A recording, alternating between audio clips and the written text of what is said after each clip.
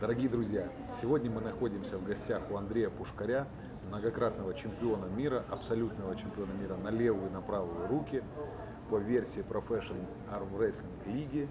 И Андрей с удовольствием согласился поделиться с нами своей подготовкой к Вендетте 50, к Злотому туру, который пройдет осенью этого года. Андрей, привет. Здравствуйте. Как твоя подготовка, как твои дела? Подготовка идет по плану, тренируемся, набираем по чуть-чуть вес, рабочие веса. А вот все по плану. Какой вес сейчас? Мой вес сейчас где-то 130 килограмм. Планируешь сохранять этот вес или планируешь еще набирать? Думаю, чуть поднабрать, где-то до 134. А соревновательный мой вес где-то 128-129. Насколько тебе в нем комфортно? Насколько ты функционален? Мой вес соревновательный 128-129. Во время арфайта мой оптимальный вес. С Майклом Тоддом ты весил? Да, это так, 128. 128. Да. Сегодня ты проходил тестирование, приезжал Игорь Мазуренко, ты проходил тестирование. Ты доволен результатами тестирования в натяжке? В натяжке не очень доволен, потому что я только повторил свой результат, в принципе, который Игорь приезжал, мы 3 замеряли. месяца назад, да? Да, то есть в пальцах добавил, кисти добавил, а в натяжке, в принципе, практически то же самое. Я думаю, дал знаки то, что я сейчас много борюсь, и не успел остановиться. Мы сегодня слышали от Вадима Стасюка, что вы боретесь очень часто, практически каждый день. Это правда? Не каждый день, сейчас где-то 2 раза в неделю. 2 раза в неделю. Вадик может чаще, но я 2 раза Ты в неделю. успеваешь восстанавливаться 2 раза в неделю, если борешься? В принципе, да. В принципе, да. Опять же, восстановиться до следующей тренировки или восстановиться полностью. До соревнований, чтобы показать лучший результат. А как получается в борьбе, если у тебя прошли 2 тренировки борьба, как ты циклируешь как-то нагрузки? У тебя есть легкие, тяжелые тренировки, либо ты всегда работаешь с какими-то предельными весами для себя? Есть какая-то методика Андрея Пушкаря, как нужно набирать силу к таким поединкам, как армфайты? Вначале, после соревнований с мелкими весами работаем для того, чтобы травмы подлечить.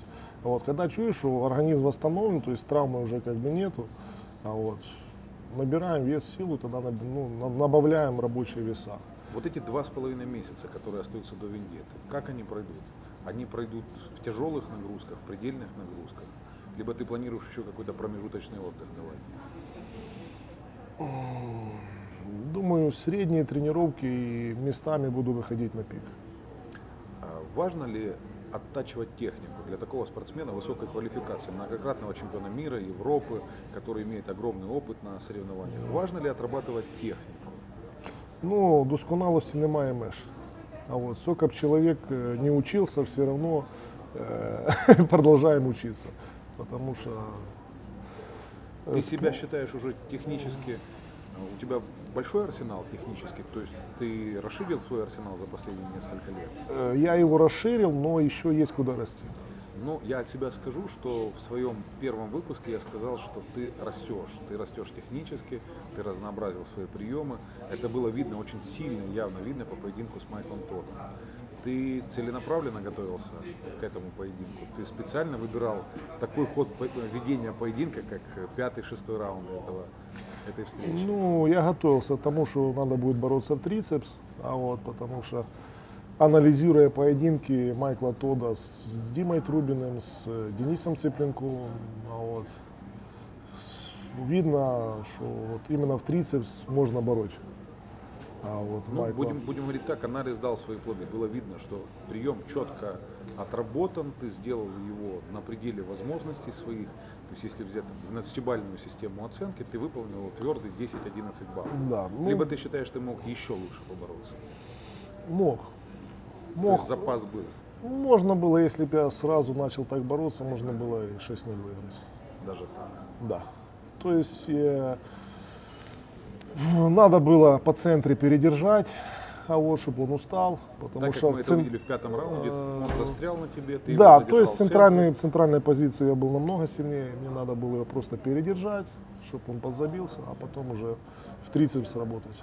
Насколько важно в поединке с такими соперниками, как Майкл Тодд, Дима Трубин, Денис Цыпленков, позиции по фазам. То есть у нас есть фаза стартовая, фаза завершающая. Вот ты боролся с Майклом Тоддом в фазе стартовой в центре стола. То есть ты стартовал в центр, так сказать. Насколько важно эти фазы отрабатывать отдельно? Либо ты готовишь целый прием? Ну, на Майкла Тодда отдельно я готовился. Вот. Ну, я, конечно, надеялся больше, что все-таки верхом пройду. А вот и так все разы пройду. Но все-таки он смог остановить. А вот и тут уже как бы пригодилась борьба в трицепс. Хорошо. Вот. То есть не хватило вот этого одного движения. Он смог остановить. Хорошо, предстоящий поединок с Денисом Цыпленковым. Я посмотрел выпуск у Игоря Мазуренко, увидел показатели Дениса Цыпленкова, с какими весами он работает. Не будем сравнивать техническое выполнение, скажем так, техническую чистоту выполнения упражнения, но те веса, которые делает Денис, тебя они не пугают, не настораживают? То есть ты не чувствуешь, что тебе надо бросаться, догонять его сейчас в весах? Нет, ни в коем случае. А вот, все мы знаем, Денис феноменально сильный спортсмен, и большие веса это его конек. Очень одаренный. Очень одаренный, да, он выступал по стронгмену, и его феноменальный подъем на бицепс, там 170 килограмм, ну, Гнаться за результатами Дениса ты не будешь, стоит, не нет. стоит. В подъеме на бицепсе и в других упражнениях, то есть, ну, не стоит. Если не секрет, Можно на поломать. чем будешь акцентировать внимание в поединке с Денисом? Ну, это, наверное, все-таки секрет. Хорошо, то есть у тебя есть секрет, это само собой. Я вообще для себя сейчас пытаюсь сравнить наш вид спорта. Мы говорили с Игорем о развитии армрестлинга. Пытаюсь сравнить наш вид спорта с другими. Пытаюсь сравнить его с UFC, пытаюсь сравнить его с борьбой, с боксом.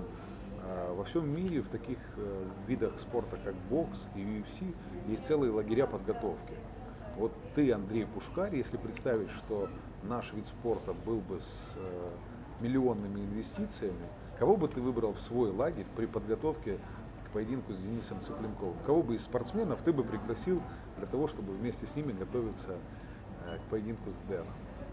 Ну, наверное, Джона Брузенко. А вот ему удалось при его весе в 95 килограмм бороться с Денисом. А вот, то есть очень техничный спортсмен. Да, это был очень крутой поединок. Вот, профессор, да, этого вида спорта, поэтому если была такая возможность, наверное, все-таки Джона Брузенко. А если ты не один спортсмен, кого бы еще? Кого бы еще? Да, то есть нужны ли быть тебе еще спарринг-партнеры, как это бывает в боксе? Когда выбирают несколько спарринг-партнеров, чтобы они моделировали ситуацию, моделировали возможный ход боя. Или достаточно было бы просто Джона для того, чтобы подготовиться к Денису и разобрать его, скажем так, на мелкие части?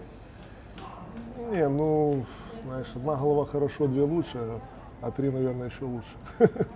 А вот чем больше мнений, чем больше мыслей, тем интереснее. Я очень часто использую фразу «интеллектуальный армрестлинг». Что для тебя фраза «интеллектуальный армрестлинг»? Интеллектуальный армрестлинг, ну, это когда, наверное, соперники приблизительно равные по технике, по силе, но кто-то выигрывает. Кто-то выиграет. Да, все равно. Кто из спортсменов, действующих на сегодняшний день, вне зависимости от категорий, вот твой топ-3 самых техничных спортсменов в мире, чья борьба тебе очень нравится? Ну, так быстро сказать, но Ну, Джон Брезент, он у нас вне конкуренции. Мы оставим его на первом месте. Ларат. И еще 3. Ларат. Окей. Ларат. Техничный. Ну, все-таки Рустам Бабаев. Рустам Бабаев. За счет того, что маленькая рука, и он умеет навязать свой стиль борьбы. Он настолько отточил свою технику борьбы до совершенства, вот, именно заходить в крюк. Хорошо, если Рустам Бабаев, тогда поединок его с Тимом Бреслом. На кого ставишь? На Рустама. На Рустама. Да, Почему? все-таки на Рустама. Ну, думаю, что все-таки зайдет в крюк. Затянет. Зайдет в крюк, и Тим не сможет его зацепить. Да, со старта. То есть он не сможет его остановить ни на старте, ни у подушки. Может, сможет. Может, сможет. Тяжело, знаешь, прогнозировать в армрестлинге это очень такое дело неблагодарное. Я пытался разобрать этот поединок, я пытался разложить его. Я Очень понимаю, много что- факторов. Нужно не забывать, что Брестон прилетает в Европу. Да. Он старше уже, ему за полтинник, ему тяжело даются перелеты. Если посмотреть, как Брестон борется в Америке и как он борется здесь, ну это две разницы. Вот. То есть как он, это не первое мнение. как он сможет подвестись к этому поединку. Адаптироваться. Да, адаптироваться. То есть судя по если, тому, что говоришь ты, если он будет в такой пиковой своей форме, он сможет бороться на равных с Рустамом. Если он, ну, скорее всего, он не довезет ту форму. вернемся к тому, что я говорил о лагерях.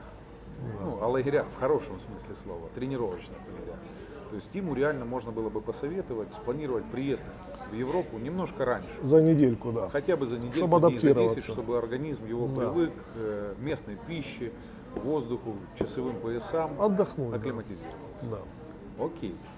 А если мы говорим о Девоне Ларате и Денисе Цыпленкове, этот поединок практически никто не хочет комментировать, потому что оба спортсмена являются звездами мировой величины. Ты недавно виделся с Девоном. Как ты думаешь, Девон приготовил пару каких-то интересных сюрпризов для Дениса? Думаю, что приготовит. А что касается физики, хватит ли ему? То, что он интеллектуал, мы все знаем. Хватит ли ему физики для того, чтобы реализовать свой потенциал?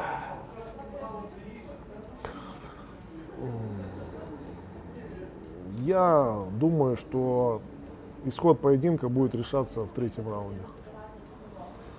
Первые два разведка боя. Первых два раунда будет за Денисом.